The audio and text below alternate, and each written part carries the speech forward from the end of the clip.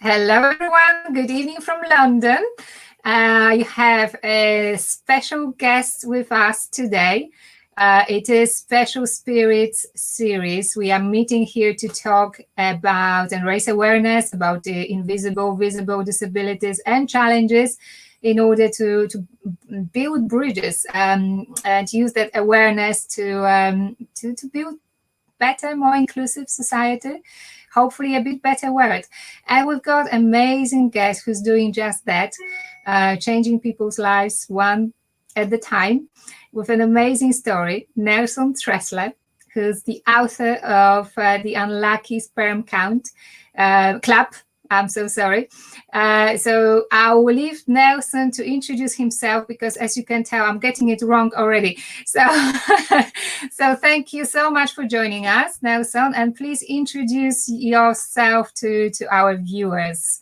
Yeah, thank you for having me on, Monica. Yeah, my name is Nelson Tressler. I am the author of The Unlucky Sperm Club. You are not a victim of your circumstances, but a product of your choices.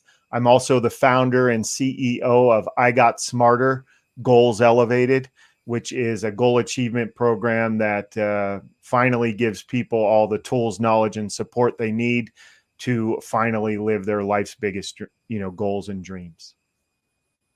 Amazing, amazing. And you've achieved all this starting from probably most disadvantaged place you could have imagined. And your story, I mean, you wrote a book, your story is stranger than fiction and good for a movie script, no doubt.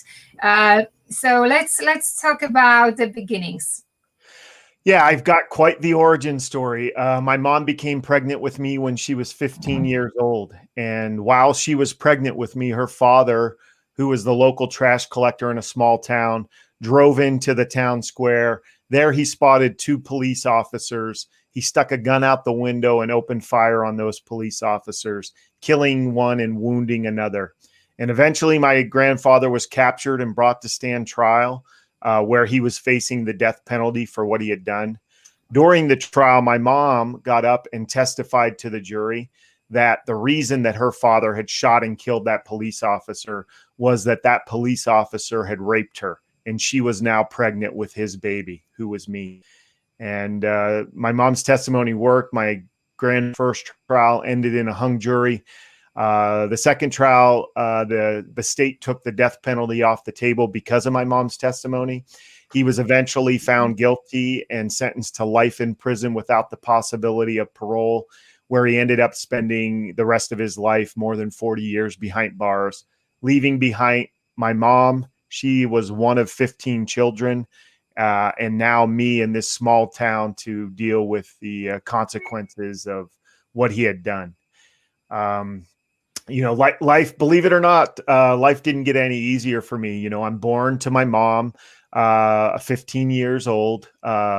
And eventually she meets a man who becomes my stepfather, and come to find out that he is an alcoholic, and he's very emotionally and physically abusive to me and my mom almost on a daily basis. And they eventually have four more children in quick succession. And because of the lifestyle that they're living, a lot of the basic needs of my siblings fall upon me. Because of all of this, I'm struggling in every aspect of my life, including school. And I remember in the fourth grade, I look down at my report card and I see that I have straight Fs and that I'll be repeating the fourth grade. I couldn't read. I couldn't write. I can't spell. And eventually I got placed into special ed to try to get the help that I needed. Come to find out that I had dyslexia. And that took my life up to fourth grade. Eventful beginning and traumatic as well. Yeah. And also with special needs in terms of your learning capacity. What do you do next? Well, one day my stepfather was walking home drunk from a bar, and there was somebody else driving home drunk from that bar, and they end up hitting and killing him. And it's at this time that my mom, she's dropped out of school in the 8th grade. She's never worked outside the home. And here she is. She has 5 small children. And losing my stepfather, no matter how awful he was to his family, left my mom with no hope. And that's something that none of us ever want to be without. And because of that, my mom attempted suicide. And fortunately, she was not successful. But whenever she got out of the hospital, it was at that time that she determined that she wasn't going to be able to care for all of us. And that's when my family got split up. And that's when I went to go live with my grandmother, who's the wife of the man who shot and killed the police officer. And that's when my life kind of took a turn, because for the first time in my life, I wasn't super concerned with survival anymore. You know, there was always food in my Gram's house. I never had to worry about my stepfather coming home and beating me or my mom. I didn't have to worry about caring for my siblings. And I didn't have to, you know, my Gram's one rule was you were going to go to school no matter what. So I started to go to school and kind of build up momentum there. And that's when my life changed. And I started to reflect upon my future. And one day a school counselor came from the local university and started to talk about what it would take to get into college. And for the first time in my life, I started to think, you know what if I could go to college? What if I could get a college degree? And I thought to myself, that would solve all of my problems. If I could get a college degree, the rest of my life would be easy. And you know what happens whenever you tell yourself you want to do something that's going to be difficult or hard? That voice in the back of your head just starts screaming at you all of the reasons you shouldn't even attempt it. And I remember that voice telling me, Nelson, you're in special ed. You can't read, you can't write, you can't spell. Of the family that I came from, of my mom's 15 brothers and sisters, only 2 had ever graduated high school. None had ever even attended a university. But, you know, I had nothing to lose. I saw what direction my life was going, and I didn't like it. And I figured that if I could get that college degree, my life was going to be considerably different.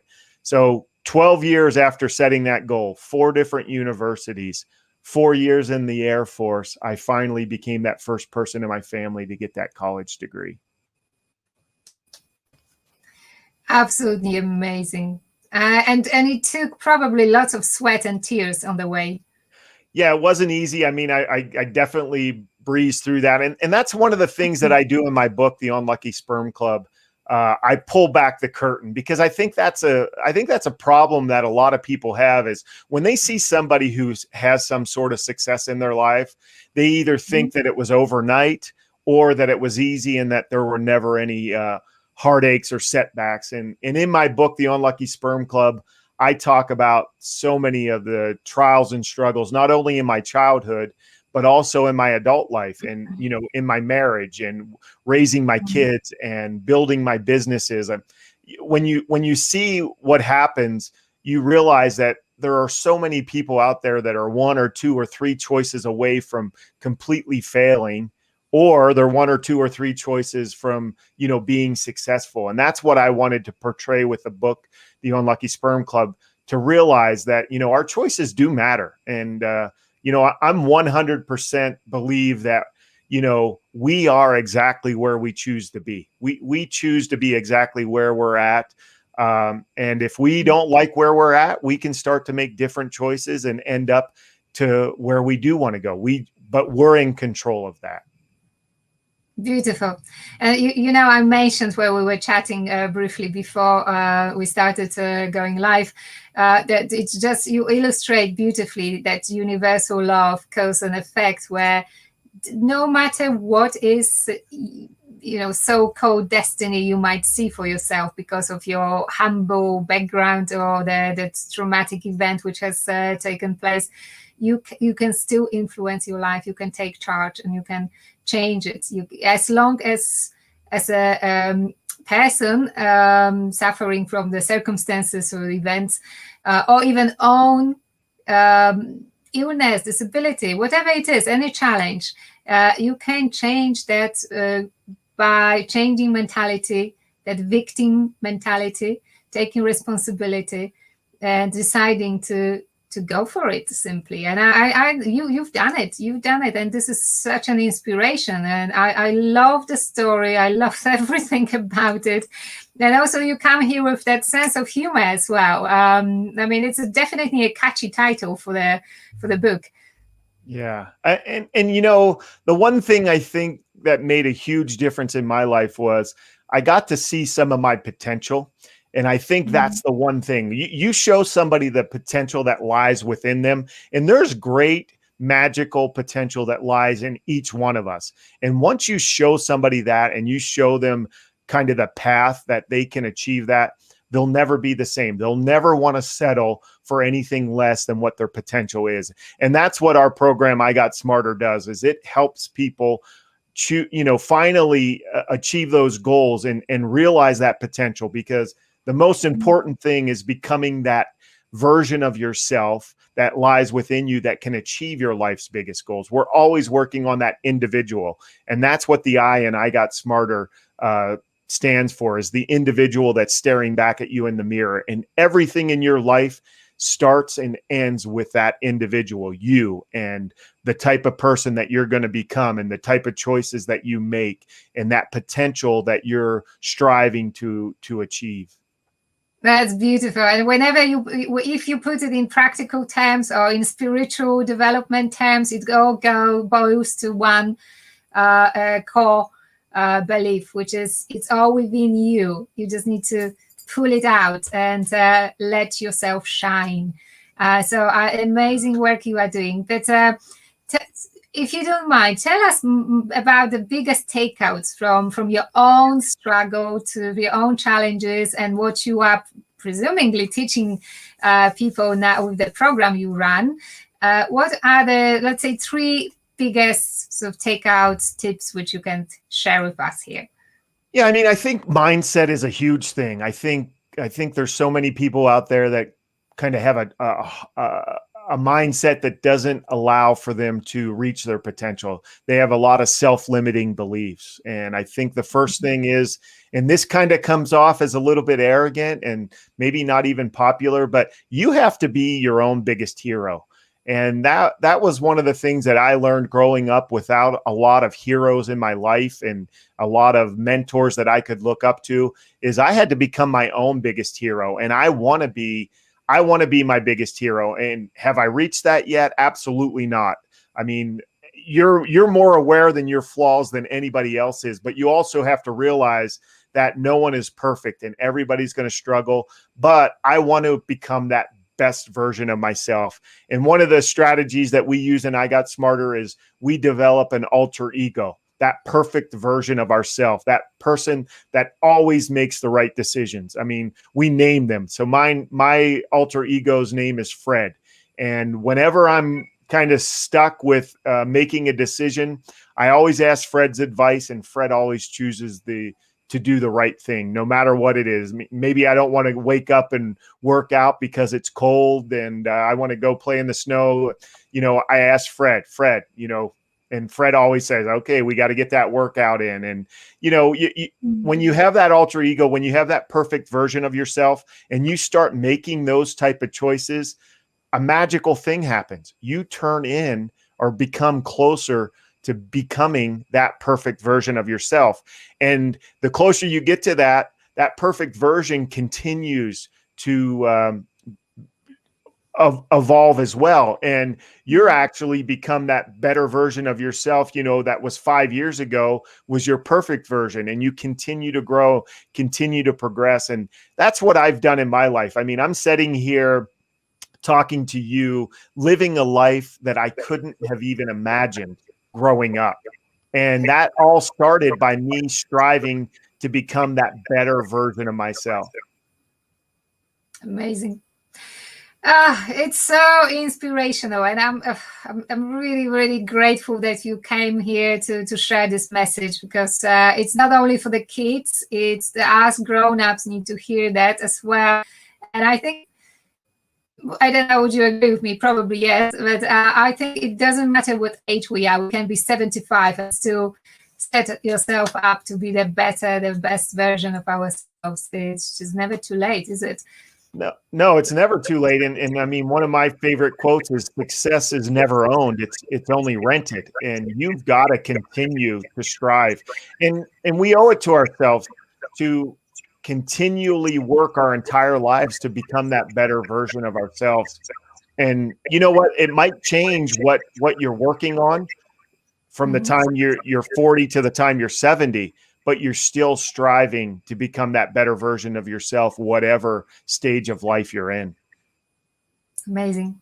And saying that, so mentioning the age, what kind of age group do you mainly work with your program? Everybody, just what I said. I mean, I think my sons are 15 years old and they have goals that they want to achieve in school and sports and, you know, those type of goals. And then you have people in just starting their careers that are looking to achieve goals. Goals should be something. I mean, goals are the most powerful thing, you know, we can learn how to accomplish, because everything in our life that we accomplish starts with a goal.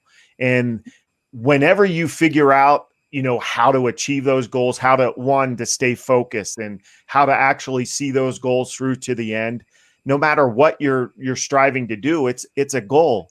And I've used goals from the time I became that first person to graduate from college. I realized, holy cow, here I am, you know, coming from where I came from. And I actually, even though I barely knew what a goal was, I was able to use that. It took me 12 years. There was a lot of ups and downs in it, but I was able to achieve that goal. And I saw what a difference it made in my life. And that's when I became obsessed with goals and personal development. And for the last 25 years, I've used those to design a life that I couldn't have even imagined. I mean, I came from a broken home. I just celebrated my 25th wedding anniversary, and you know, we're raising. Yeah, thank you. And we're raising 3 awesome young men, and that's the great thing about goals. Goals aren't just for the person who accomplishes them. Goals are generational.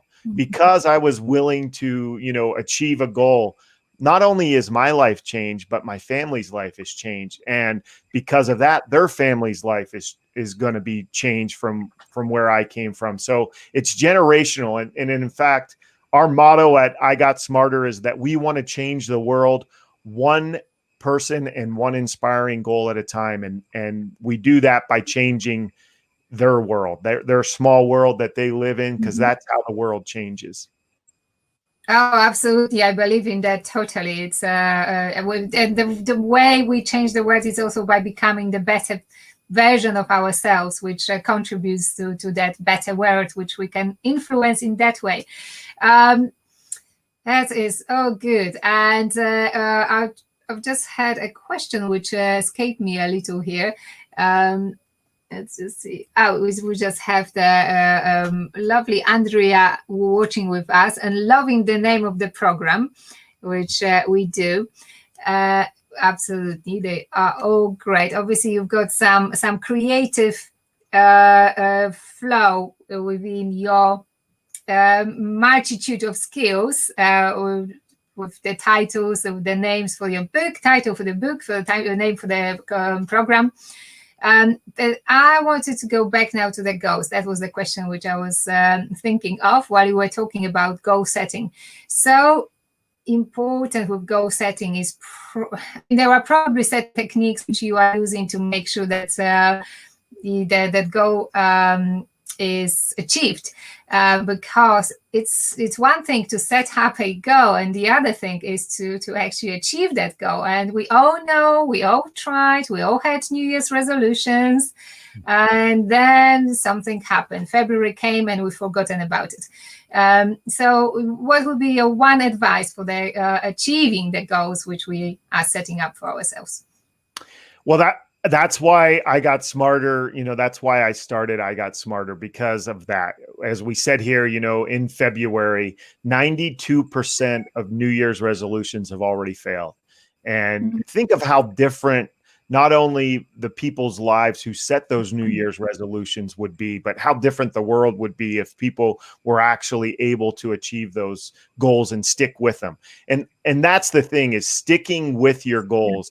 And that's what I've baked into the I Got Smarter strategy. That's why I built it into an app so it would be easy to use. But there's all kinds of reminders there. And just like you said, a lot of times you forget about your goals and you go for a weekend and you come back and you forget that, you want to weigh a certain amount of weight, or you want to accomplish this, or you want to reach out to family, whatever that is. But in the I Got Smarter program, I think the one thing that helps people is we allow each member who downloads the app to be able to invite what we call a success partner.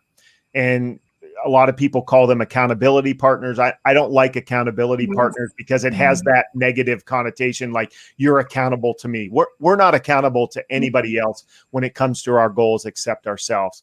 And so this partner is there trying to achieve their goals as well, but they're there to help you, to encourage you, to motivate you, and you're there to help them.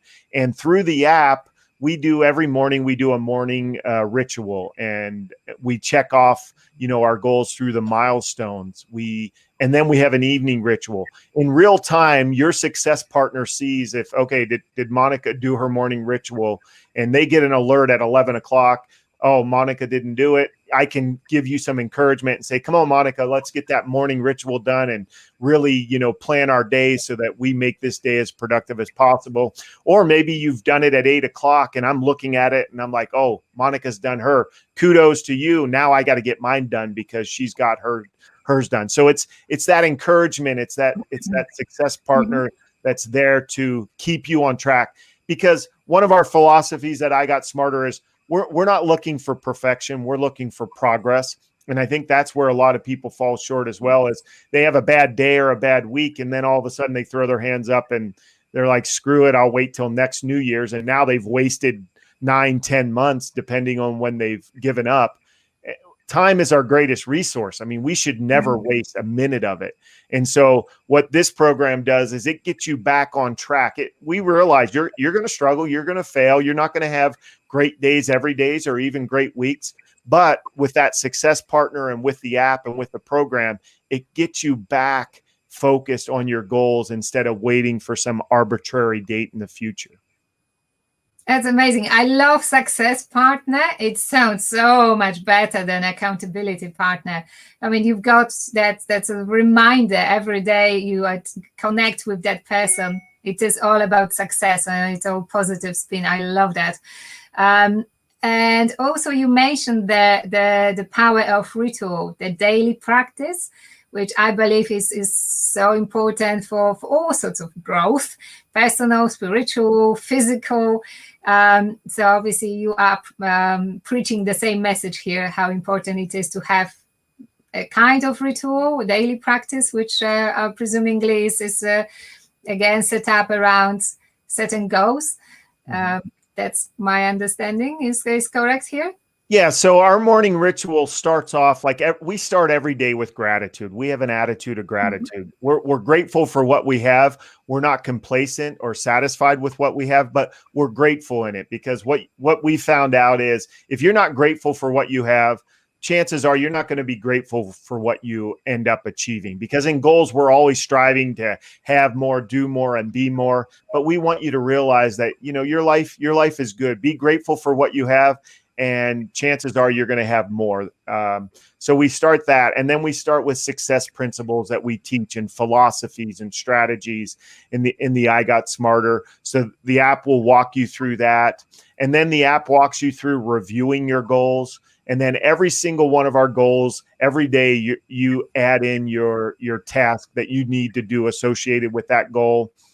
If you have a success partner in the app, it's showing you what your success partner is doing. And then what are you going to do to help your success partner every single day?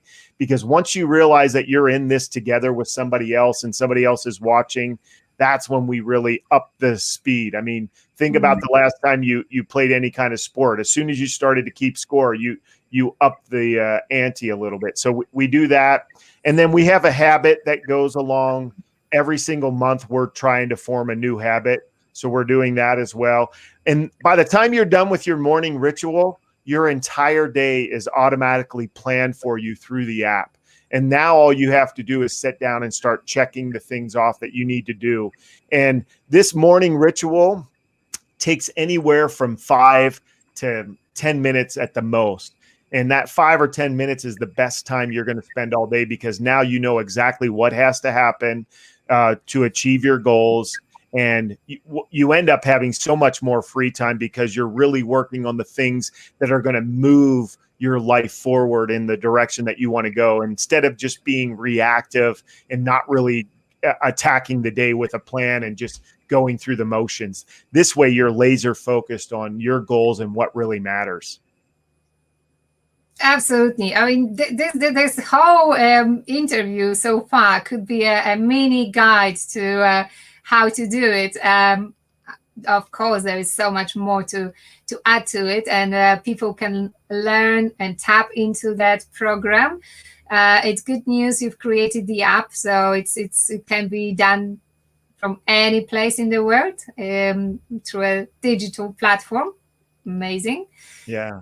And that's the way we are going. I think the lockdown situations like we have here in London, and the whole pandemic challenges certainly put us on a digital platform much more. Yeah. And I don't think we'll be changing after ever again. That's for a different conversation. I'm just so grateful you came and shared your story, your advice, and a little about what you are doing. And I just wonder if you wanted to add anything to our conversation. Sure. Yeah, I mean, my one piece of advice to people is, if you're listening and you're motivated and you were inspired, don't wait to take action. Like, do it now. Start where you're at and do it now. So many people out there want to wait until all the traffic lights are green before they start on their success journey. Don't wait, because you'll get sidetracked. You'll forget about it. The inspiration, the motivation will go away. So start where you're at and start now. Yes, the time is now. Absolutely, gosh, and we hear that so it's quite a popular phrase, but you just emphasize how important it is. So thank you so much, Nelson. So grateful. We'll have this video on the replay, and we'll add your contact details in the comments so people can reach out and get the book, which I haven't yet, but I'm preparing myself to have time to read it. But the most important, thank you for sharing your story and your wisdom. So you've been the most gracious guest. So thank you so much. Thanks for having me on. I really appreciate it.